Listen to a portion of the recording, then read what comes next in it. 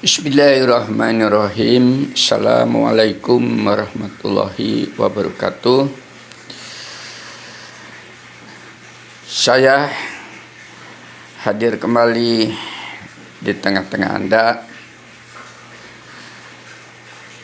Dengan kehadiran saya, mudah-mudahan hati kita semakin terpaut satu sama lain dalam rangka untuk watawasau bil haq watawasau bis sabr. Saling asih asah asyuh menasihatin di dalam kebenaran, kebajikan, dan mudah-mudahan Anda sabar menerima tausiah saya, dan saya pun sabar untuk tetap menyampaikan apa yang diberikan oleh Allah dari pengetahuannya kepada Anda semua. Sekalipun tidak banyak dari Anda yang mau merespon, kan tetapi saya dikasih kehormatan oleh Ilahi, kesempatan, peluang. Hingga saat ini saya ingin menghidupkan hati-hati manusia yang termatikan dalam kehidupan duniawinya karena berbagai macam alasan. Mari Anda dengan saya mudah-mudahan termasuk hamba-hamba Allah yang dihidupkan hatinya. Hal ini sesuai dengan apa yang difirmankan sebagai berikut. Nanti Anda baca di dalam surat Az-Zumar, surat 39 ayat 22. Maka apakah orang-orang yang dibukakan hatinya oleh Allah untuk bisa menerima kebenaran Islam, menerima tunduk kepada apa yang difirmankannya, yang dengan itulah lalu dia mendapatkan cahaya dari ilahinya, sama dengan orang-orang yang menolak kebenaran sehingga hatinya menjadi membatu. Maka celakalah mereka yang hatinya telah membatu untuk bisa mengenal, mengingat, menerima apa yang disampaikan oleh Allah. Sungguh mereka itu dalam kesesatan yang nyata. Ini nasihat,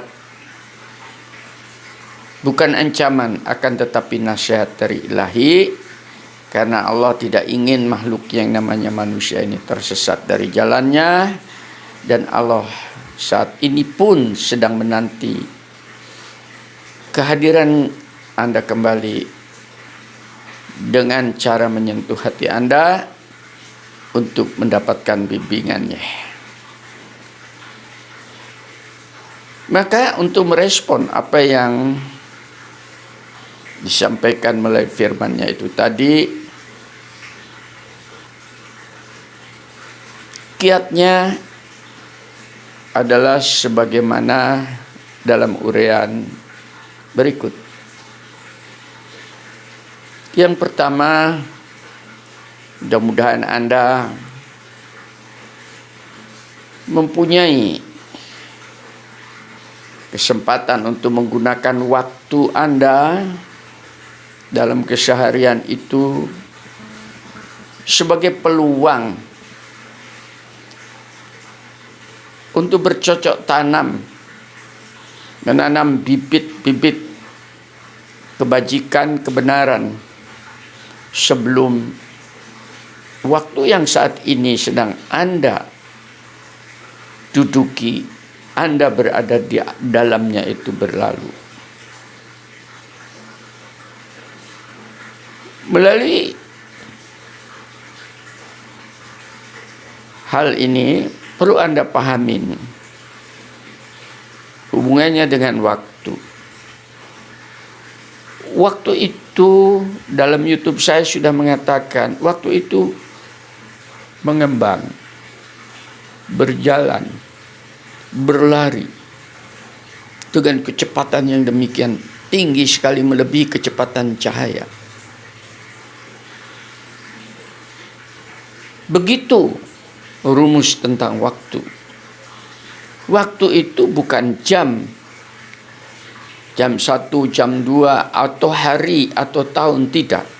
Akan tetapi waktu itu sebuah keberadaan tersendiri, sebagaimana cahaya, sebagaimana materi, sebagaimana diri Anda sendiri, itu memiliki konstanta tersendiri yang berlarinya kecepatannya untuk waktu adalah 1 hari waktu itu sama dengan 1000 tahun dalam perhitungan kita. Jadi kalau Anda dalam detik ini tidak memanfaatkan waktu, Anda bisa dalam 1 detik itu akan tertinggal berapa ratus tahun Anda oleh waktu itu. Bagi mereka yang tidak suka berhitung, mungkin tidak menarik, tapi coba agar supaya menarik adalah waktu usia Anda itu kemana. Waktu muda hilang, sekarang sudah menjadi tua. Teman-teman Anda yang dulu dekat dengan Anda kemana? Mereka sebagian besar sudah banyak yang mati. Orang tua Anda yang dahulu menyayangi Anda kemana sekarang? Sekarang sudah berada di dalam kuburan. Dan Anda habis ini mau kemana? Pasti akan sampai juga kepada jejak-jejak orang terdahulu, yaitu azal. Lah itu waktu, begitu cepatnya. Mudah-mudahan Anda tersadarkan dengan perasaan Anda ini. Itulah sebabnya saya katakan, untuk menghidupkan hati yang mati, jangan dimatikan. Yang kedua, mari kita tingkatkan kesadaran diri kita masing-masing. Tengok kepada dirinya masing-masing, jangan menengok kepada orang lain. Kepada anak, istri, saudara, tidak. Ini sifatnya adalah pribadi, karena kita berjalan sendiri-sendiri. Mari tingkatkan kesadaran diri kita, bahwanya sering di dalam kehidupan itu banyak sekali keinginan-keinginan yang ingin digapai. Ingin jadi orang kaya, ingin jadi orang terkenal, ingin jadi pejabat tidak turun-turun, ingin mempunyai istri 1, 2, 3, kalau perlu 1 kampung. Ingin jadi raja, ingin jadi menteri, ingin jadi presiden, macam-macam. Banyak-banyak keinginan. Ingin jadi olahragawan yang hebat, ingin yang jadi penyanyi yang top dan sebagainya. Itu keinginan-keinginan.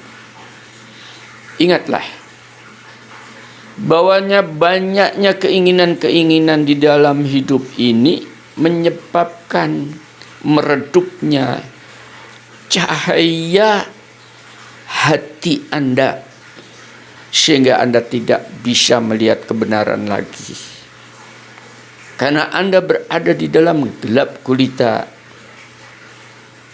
kehidupan. Oleh karena itu, coba belajar agar supaya tidak tergelapkan hati Anda dan kemudian mati.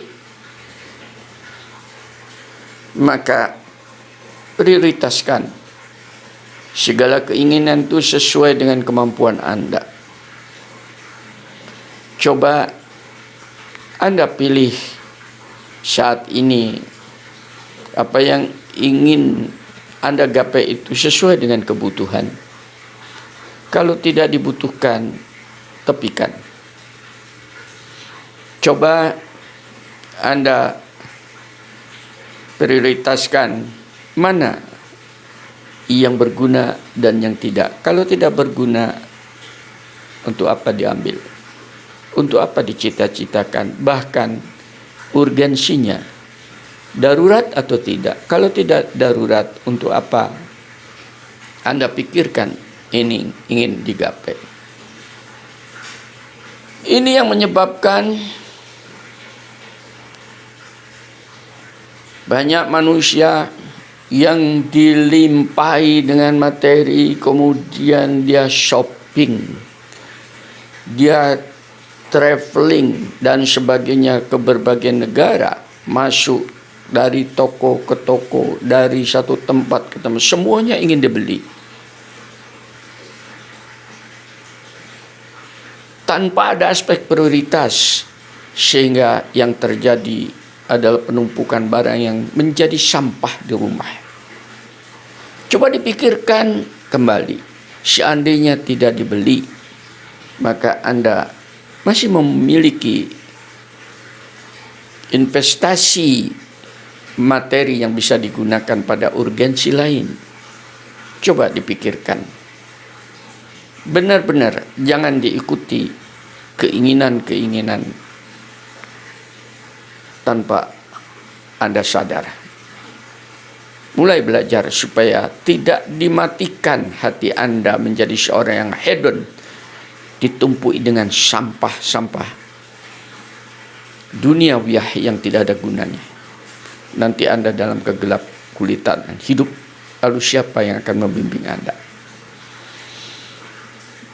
Yang ketiga, mari Anda dan saya berusaha untuk melakukan pengakuan pada diri masing-masing bahwa kita hidup ini dari satu waktu ke waktu yang telah lalu banyak sekali berbuat kesalahan-kesalahan yang kemudian berbuah dosa, dan akibatnya adalah derita, baik dalam kehidupan duniawiah ini maupun derita yang sedang menanti kita di akhirat. Itu harus diakuin oleh siapapun. Jangan Anda menjadi justifikasi, mencari alasan, tapi akui kesalahan-kesalahan itu agar supaya hati Anda yang pertama semakin terbuka bahwa kita ini manusia yang lemah, manusia yang bodoh, manusia yang fana. Keterbukaan. Yang kedua juga, dengan Anda terbuka itu tadi, hati itu, maka kita memohon pensucian dari Zat yang Maha Suci, sehingga Anda akan dibersihkan olehnya. Itu peluang yang dengan disucikan itulah kemudian Anda akan mendapatkan petunjuk tanpa Anda mencari. Petunjuk itu akan datang sendiri, dan dengan petunjuk itu maka rongga dada Anda akan terisi dengan manikam-manikam kebenaran, akan terisi dengan pengetahuan yang semakin luas, dan dengan itulah maka rongga dada Anda akan bercahaya, menyinari dirinya sendiri, pandangan hidupnya, dan cahayanya akan terpancar keluar sehingga Anda menjadi rujukan orang lain yang dalam kegelapan. Dengan itu pula Anda akan menjadi hidup tenang, bahagia. Itu yang dinamakan hidup yang sakinah. Karena hati nurani Anda hidup, tidak dimatikan oleh dosa-dosa Anda, karena sudah ada pengakuan diri untuk kembali kepada kebenaran. Yang keempat, mari kita masing-masing meningkatkan rasa tanggung jawab pada diri sendiri. Karena tanggung jawab pada diri sendiri ini di dunia ini akan berdampak pada kehidupan akhirat kita, di mana tidak ada seorang pun yang bisa membantu dan menolong kecuali dirinya sendiri. Tolonglah saat ini diri kita ini dengan rasa tanggung jawab yang tinggi terhadap apa yang kita ucapkan, apa yang kita perbuat, apa yang kita gerasi, apa yang kita lakukan dalam menjalani, mengisi usia kita ini. Kalau ini Anda pegang, ini mengandung aspek prospektif masa depan Anda semua. Jadi masa depan Anda itu sekarang saatnya.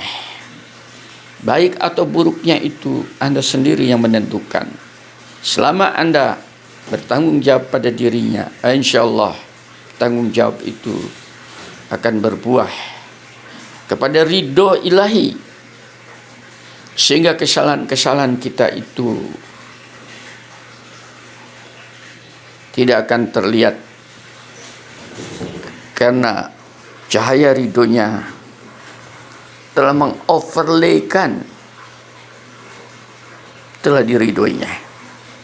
Dengan keriduan itulah maka kita mendapatkan kehormatan, kemuliaan untuk bertemu dengannya.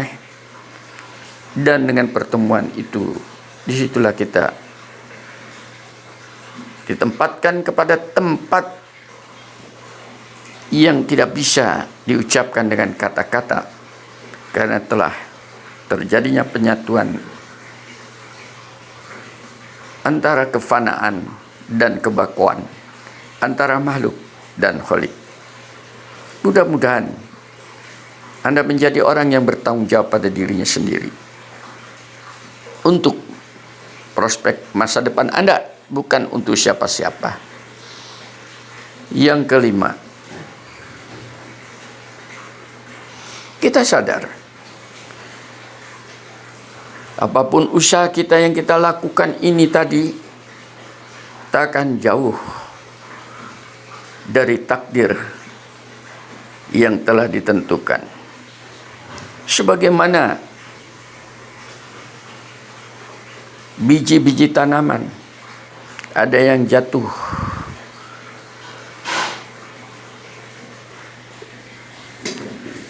di dekat pohonnya, kemudian dia tumbuh kembali menjadi pohon tunas yang baru. Dan ada juga yang terbawa angin jauh dari pohonnya, ada yang terbawa air jauh dari ekosistemnya, ada yang mungkin terbawa oleh binatang sehingga tersebar di berbagai macam area.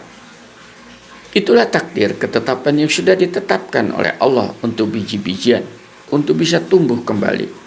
Kita pun tidak akan bisa lepas dari takdir ilahi. Ada orang yang berusaha dengan sungguh-sungguh, tapi ternyata takdirnya berkata lain, dia selalu gagal. Ada orang yang tidak berusaha, ternyata takdirnya tanpa usaha pun dia selalu sukses. Mungkin ini agak sedikit pelecehan terhadap mereka yang berusaha, akan tetapi itulah takdir namanya. Inilah yang disebut dengan aspek tawakal. Kita tidak menuju kepada hasil dalam tawakal ini, akan tetapi kita memanfaatkan kesempatan untuk berbuat apa saja. Insya Allah dengan itu Anda akan mendapatkan ketenangan dan Anda akan mendapatkan pencerahan setiap saat, sehingga Anda penuh dengan kreasi dan Anda akan semangat hidup sekalipun Anda penuh dengan derita, karena penderitaan itu adalah bagian takdir yang harus dilaluinya. Itulah nasihat-nasihat ilahi bagi mereka yang tahu diri bahwa kita terikat sebuah ketetapan takdir, sebagaimana biji-bijian yang sudah ditetapkan sebelum tanaman itu diciptakan. Kita pun demikian adanya. Yang keenam, Mari kita sama-sama melakukan sebuah evaluasi bahwa manusia itu, saya dan Anda, setiap hari tidak lepas daripada sifat-sifat tercela.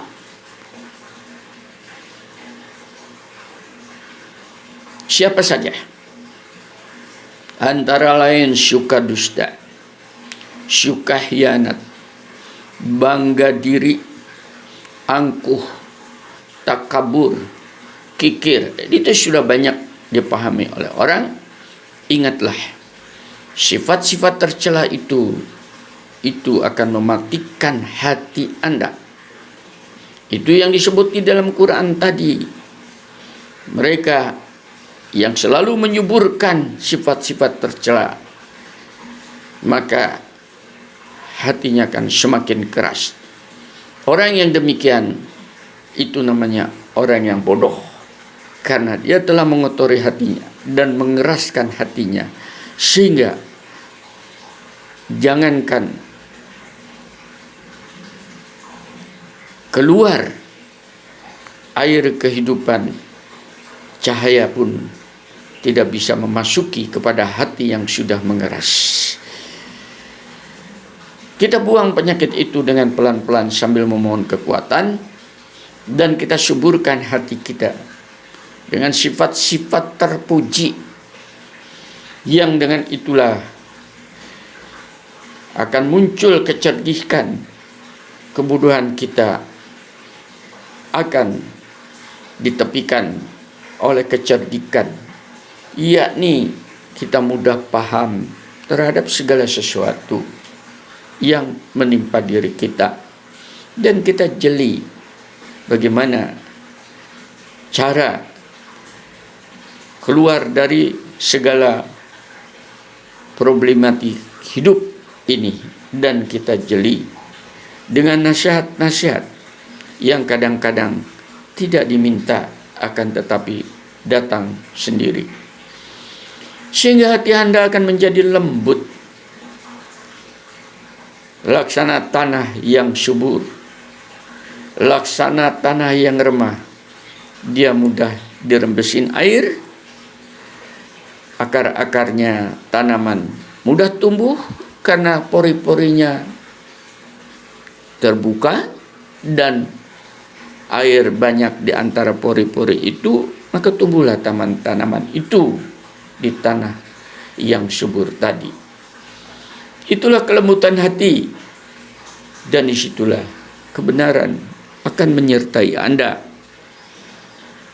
Tanpa Anda harus belajar, tanpa Anda harus usaha, tapi kebenaran yang selama ini merupakan biji-biji yang sudah ditanamkan oleh ilahi di dalam rongga dada Anda itu mulai berkecambah, dan tumbuhlah kebenaran itu akan menaungi diri Anda dan menyebabkan Anda hidup segar dengan Rahman Rahimnya.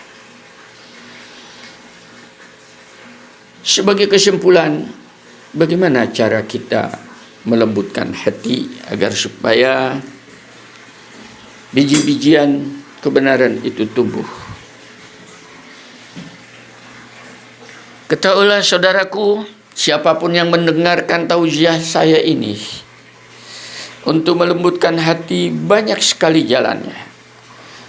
Yang pertama, coba berikan perhatian terhadap orang lain. Attention. Bukan orang lain suruh memperhatikan kita, tapi saatnya kita memperhatikan orang lain. Bahwa setiap manusia, siapapun dia, jenis apapun mereka, masing-masing memiliki potensinya masing-masing. Berikan perhatian pada potensinya. Minimal dengan perhatian ini Anda terkayakan bahwa ada orang lain yang lebih mempunyai potensi dari diri kita ini sendiri. Kalau sudah itu, maka hargailah potensi itu, baik dengan ucapan maupun dengan penghargaan. Itu yang dinamakan reward, maupun dengan semakin dekat dengan orang yang Anda berikan atensi itu, sekecil apapun yang Anda keluarkan. Maka orang yang bisa demikian, yang suka menghormati orang lain, itu tadi, disitulah Anda, tanpa Anda diminta, tanpa Anda mempromosikan diri, pasti pada suatu waktu Anda akan dihormati oleh orang lain tersebut tanpa ada usaha apa-apa. Itu namanya teori gaung. Kalau Anda di dalam gua teriak, pasti gaungnya akan kembali. Jadi apabila Anda berbuat perhatian terhadap orang lain, pada dasarnya Anda telah menghormati dirinya sendiri. Ini akan menjadi lembutnya Anda di dalam berinteraksi sosial, sehingga Anda tidak akan pernah melihat keburukan orang lain, akan tetapi yang akan terlihat adalah kebajikan orang lain, yang dengan itulah Anda bisa saling membantu satu dengan lain tanpa meminta imbalan, tanpa ada harapan untuk mendapatkan imbalan. Inilah yang dianjurkan oleh ilahi. Sampaikanlah Rasul, sampaikanlah para nabi kebenaran ini kepada seluruh umat manusia. Jangan kalian meminta imbalan, cukup Allah yang akan menjamin kehidupan kami. Apabila kamu melakukan itu tadi, maka itulah sebuah kehormatan, karena kamu telah menyampaikan kebenaran, berarti telah berjuang agar supaya kebenaran ini tercium harumnya, agar supaya kebenaran ini terlihat keindahannya, agar supaya kebenaran ini terwujud bentuknya di dalam kehidupan dunia ini. Biarkan kebenaran itu akan berjalan, sebagaimana tanam-tanaman itu pun akan mencari jalan hidupnya sendiri-sendiri. Kebenaran itu pun akan tumbuh berkembang. Tugas kita pada dasarnya adalah menyampaikan kebenaran, biar kebenaran itu bermuara di dalam hati manusia yang sudah lembut, dan mereka yang sudah terlembutkan, biji-biji kebenaran akan berkembang. Maka sama dengan Anda semua penyampai itu telah beramal kebajikan, kesolehan tanpa Anda berbuat. Yang dengan itulah mari kita mencoba menikmati apa yang didapat, sekecil apapun, dengan rasa syukur dan ikhlas. Pagi ini aku bisa sarapan roti, kita syukurin. Sekalipun siang hari tidak tahu apa aku bisa makan, minimal perut itu sudah terisi oleh irisan roti. Malam hari nanti aku masih bisa tidur, kita nikmatin. Sekalipun tidur di bawah rumah gubuk yang reot, akan tetapi tidurnya itu yang kita syukurin, bukan rumahnya yang kemudian kita gelisahkan. Besok pagi kisah masih bisa melihat cahaya matahari dan masih bisa menghirup segarnya udara, itu kita syukurin. Dengan semua keikhlasan, berarti Anda masih dikasih kepercayaan untuk bisa berbuat kebajikan-kebajikan di atas muka bumi ini, sekalipun Anda tidak memiliki kekayaan, tidak memiliki kekuasaan. Minimal tangan dan kaki Anda bisa berbuat, sekalipun hanya menyebarkan biji-bijian di ladang Anda. Dan apa yang sudah Anda lakukan itu tadi coba dilembutkan lagi dengan istiqomah, agar supaya menjadi sebuah bukti bahwa itu adalah ikhlas.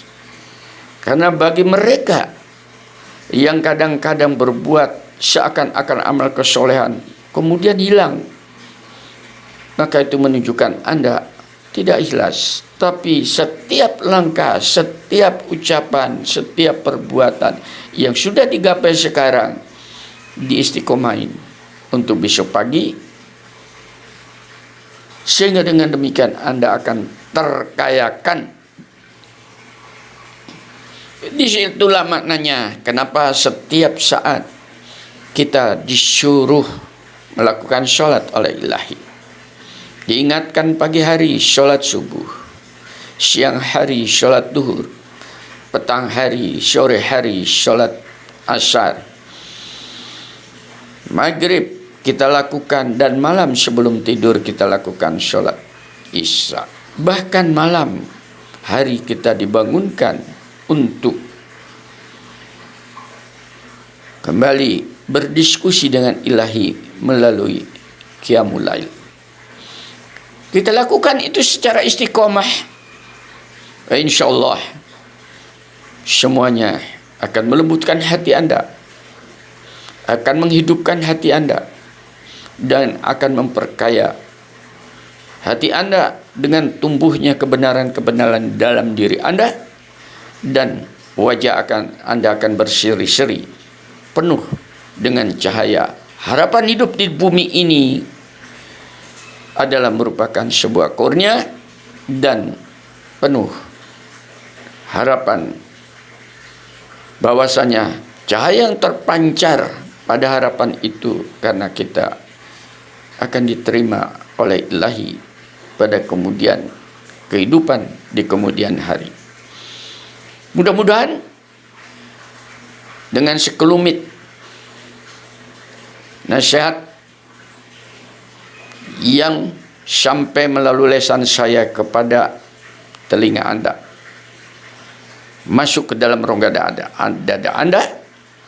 Doa saya dari tempat jauh, Rabbis rohli sidrli wa yusirmni amri wahlul iqdata min lisani yafqahu qawli. Ya Allah, perkenankanlah apa yang diucapkan oleh lisanku karena mengandung kalimat-kalimat dari Engkau, menembus telinga mereka dan bermuara di dalam rongga dada hati yang mendengarkan itu, dan menjadi lembutlah hati mereka karena mereka menjadi paham yang dengan itu perkenankan mereka menjadi hamba-hambamu yang telah kembali menggapai ridhomu di dunia dan diterima di akhirat untuk mendapatkan pertemuan dengan Engkau sebagai Khaliknya. Walhamdulillahirabbil alamin. Assalamualaikum warahmatullahi wabarakatuh.